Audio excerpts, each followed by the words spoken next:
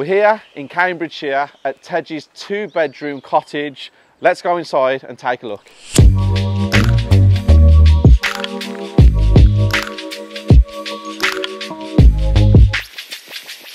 We enter into the kitchen from the front of the house. Now, we've never featured a cottage on the channel before, so it's something different for you, and it's something different for us here as well at the Property Circle. Now, you can clearly see that this kitchen is not everybody's taste. It has green cupboards, it has the wood worktops, the low beam ceilings. I like it. It's very homely. Like I said outside, it's very picturesque around here in Cambridgeshire. It's absolutely idyllic. Tej will explain why he picked green, why he had the real wood worktops, and some of the things that he's done around the house.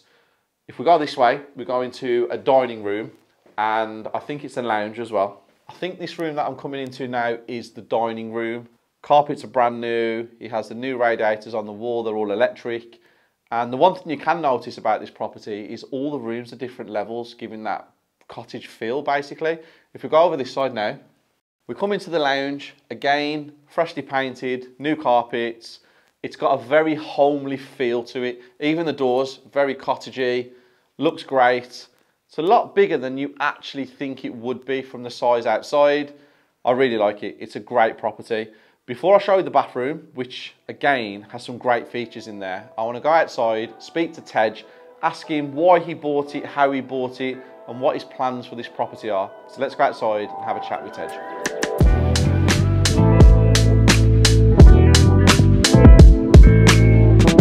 Just had a look around the downstairs of the property, and what a great property. Really nice. Was it a full refurb?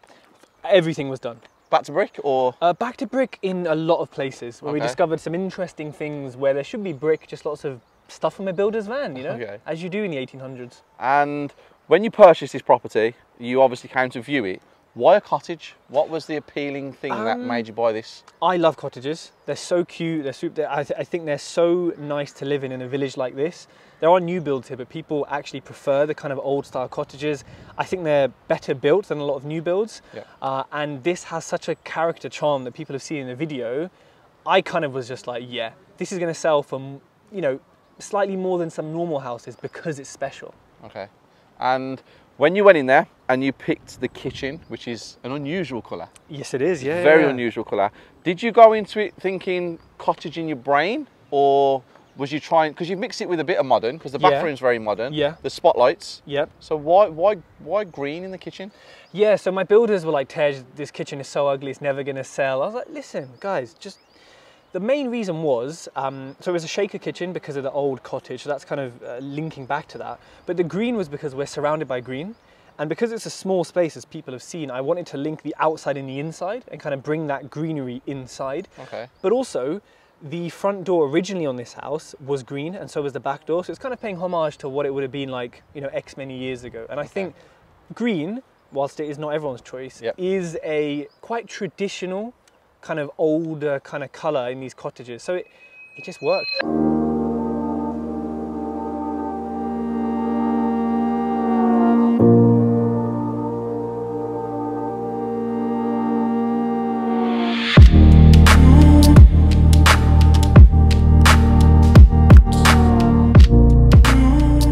The bathroom is really nice. It looks amazing.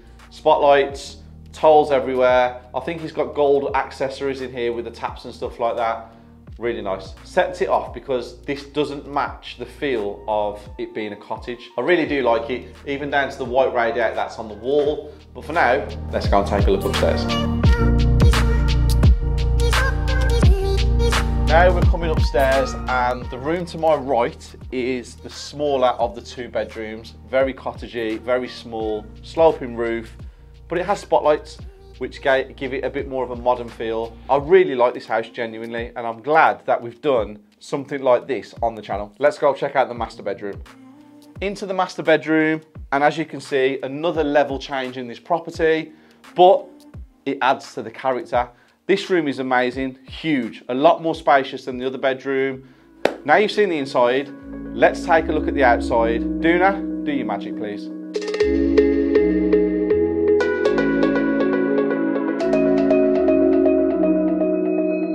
bought this property at auction. Yes. Now, I am a fan of auctions for selling. Okay, right now. yeah. That makes, yes. I'm not a fan of auctions for buying in the market right now. Agreed. So when you saw that this was in auction, what was your first thoughts? Was there any doubts, or was it just, I'm going to read the legal pack and I'm going to understand everything before I move forward? Exactly that. Yep. There's always a doubt. Why is it in auction? You know, it was a bit of a wreck. Okay, it's a bit of a strange layout. There's always, you know, as soon as I see something, I always think risks. Where are my risks here? Where's my investors' risks? But yeah, you know, I read the legal pack and it did have multiple funky legal issues we can talk about. But it worked, you know. And I also thought, it's a cottage, maybe some head height issues, you know, maybe some people will be put off. So actually, I was more attracted to it because I thought others would be put off by it. Yeah, which is a smart piece of advice, that take a risk. Yeah. And it's a very funky layout. Yep. It's multi-level. Multi-level flying freehold as well. Flying freehold. You had a few issues with certain things. Do you want to tell us some of the issues that you had? Yeah, so what we're standing on right now, it wasn't clear if we actually had access to the property. So, but this is a shared access way, but we had to kind of go behind the scenes at Land Reg to find out, because it wasn't in the legal pack. Also, the maintenance of this is kind of shared between us, again, which can put some people off. The parking, we weren't sure about the parking. Luckily, I have an assent, which is a legal document which gives you access to it. The flying freehold sometimes can be unmortgageable. We thought that we had front drive access over there, over our shoulders. We didn't. The actual access to the house over the neighbour's house, the land, there's no right of way for that, but it's a prescribed easement because it's been there for above 20 years. Okay. But because I understood all these things legally, because I'm a geek when it comes to this stuff, I was like, spoke to my solicitor, he goes, yeah, we'll fix it, no problem. Okay. It's risky-ish, but we'll fix it. And so I took the risk, like you said, and I think that put a lot of people off. Okay, but you took a calculated risk. Yes. And that's something I need to let you guys understand, that taking a risk is all good. Yeah. And it's okay for people on YouTube like us to say, take a risk, dream big, do this, do that, but you still need to make sure you've done your due diligence, and you still need to make sure you get professional advice, because it's okay learning everything and Googling everything and doing all of that kind of stuff. Still speak to your solicitor and get their final say on certain things as well, because if you do make a mistake in this industry, it can be costly.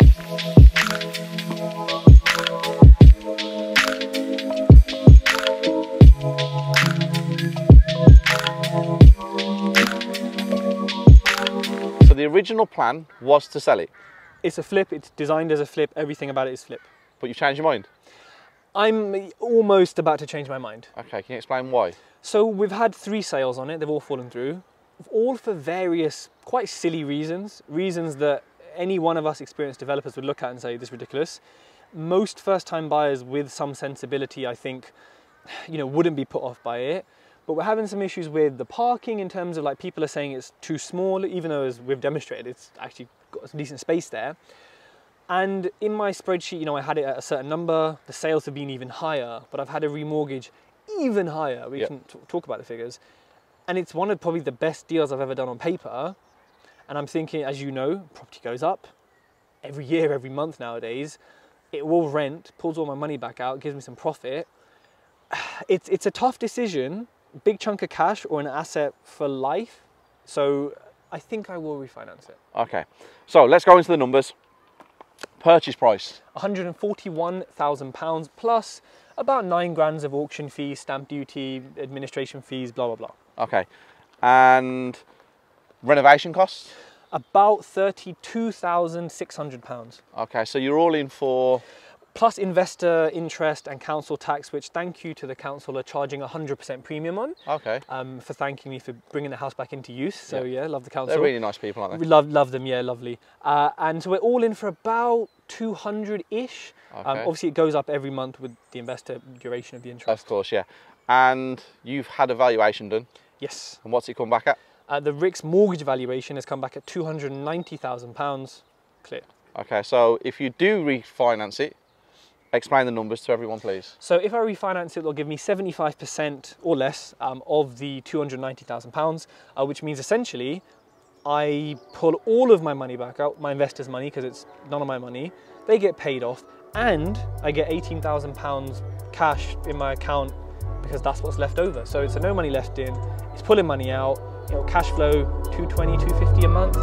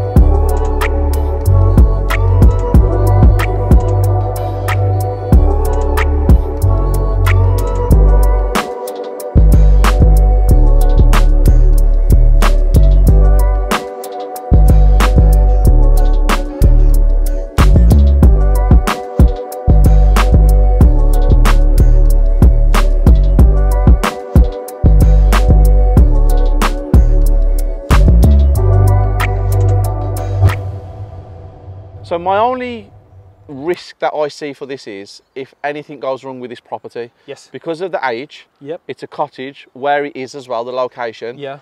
Anything to fix could be costly, couldn't it? It could be, and I think this is where the importance for everyone listening who's new, it comes in with not cutting corners on refurbs. I've cut corners before, knowingly and unknowingly.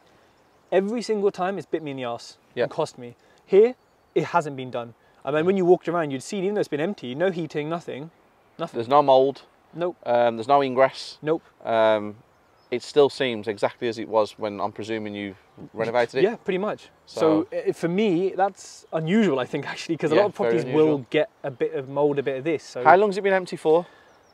With viewing sort of in and out, 6 to 8 months, I think. Okay, so it's in great condition after 6 to 8 months. I would say needs a hoover, but otherwise, yeah, it's fine. Because I would panic about the water ingress. Yes. I would panic about the mould, the damp issues. 100%. And obviously coming in there today and seeing that after 6 to 9 months, you ain't really got many issues, have you? No. So, an asset for life. An asset for life, exactly. So it is a decision I've really been thinking about. Yeah. It just makes a lot of sense. And your investor's happy. If they're getting paid back, And they'll be back again for another one. Yeah, this is one of my most repeat investors. I just send him a voice note on my walks usually saying, can I have this money? He goes, yeah, send me an agreement, done. So there you have it, guys. End of the video. Thank you very much for inviting us down. Thanks for having me. Fantastic property. Doesn't know which way he's going. He's kind of on the refinance. Yep. But you never know. If an offer comes in tomorrow and you can pull that amount of cash out, it might change your mind. Do you want a 2-bed cottage in Cambridge? Nope, I definitely don't want a 2-bed cottage in Cambridge here. But thank you very much for the offer. Guys, if you like this video, please smash the like button, subscribe to the channel, and this isn't the last time you're going to see him on this channel. I have big plans, and he has no idea about them just yet. See you soon.